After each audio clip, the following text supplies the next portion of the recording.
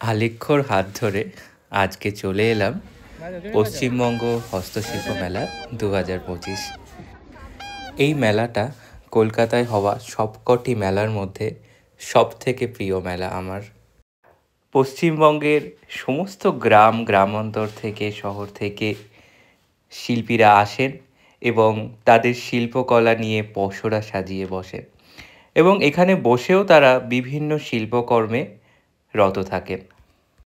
তাই কিছু কিনুন বা না কিনুন, এখানে ভিন্ন ভিন্ন স্টলে ভিন্ন ভিন্ন স্বাদের হস্তশিল্পের এক বিপুল সম্ভার।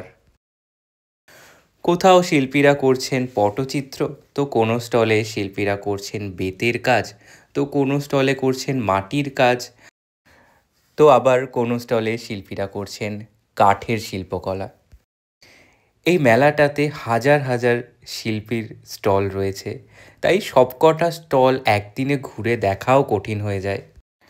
এখানে বাঁকুড়ার শিল্পকলার ডোকরা এবং বাঁকুড়ার ঐতিহ্যবাহী শাড়ি, স্বর্ণচুড়ি, বালুচুড়ি এই সমস্ত কিছুই খুবই অল্প মূল্যে পাওয়া যাচ্ছিল।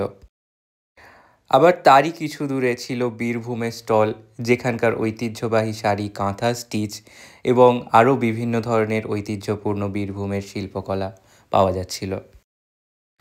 তাই একটা মেলার মধ্যে একখণ্ড পশ্চিমবঙ্গকে যদি আপনারা খুঁজে পেতে চান, তাহলে আপনারাও ভিজিট করতে পারেন আমার মতোই এই হস্তশিল্প মেলাতে। এই মেলাটা এই বছরে বসেছে নিউ টাউন সার্বজনীনের দুর্গোৎসব যেখানে অনুষ্ঠিত হয় সেন্ট্রাল মলের ঠিক সামনে ওই জায়গাটাতে। শুনলাম মেলাটা চলবে 22শে ডিসেম্বর পর্যন্ত, তাই হাতে এখনও অনেকটাই সময় আছে। আপনারাও হাতে সময় নিয়ে ভিজিট করতেই পারেন।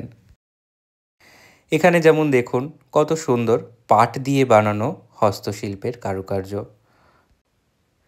আবার একজন কত সুন্দর পটচিত্র ফুটিয়ে তুলেছেন, কত নিখুঁত এই কাজগুলো আপনারা দেখুন। এই মেলাতে দেখা হলো আমার দিদির এক স্টুডেন্ট, সেও একজন খুব সুন্দর আর্টিস্ট, খুব সুন্দর সুন্দর হ্যান্ডমেড জুয়েলারি বানিয়ে রেখেছিলেন। ওনার থেকে মায়ের জন্য একটা হ্যান্ডমেড ক্লিপ কিনে নিলাম। যেহেতু আমি, দিদি, আমার বাবা প্রত্যেকেই শৈল্পিক কাজকর্মের সাথে যুক্ত আছি, তাই প্রত্যেকজন শিল্পীর পরিশ্রমকে বুঝি এবং প্রত্যেক শিল্পীর কাজকে সম্মান করি এবং ভীষণ ভালোবাসি এগুলো দেখতে।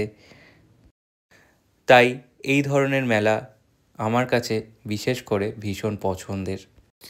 এই মেলায় একটা জিনিস লক্ষ্য করলাম, এখানে মহিলা শিল্পীদের আধিক্য অনেক বেশি। শহর থেকে তো আছেনই, গ্রাম গ্রামান্তর থেকে মহিলা শিল্পীরা তাদের শৈল্পিক কাজকর্ম এখানে ফুটিয়ে তুলছেন।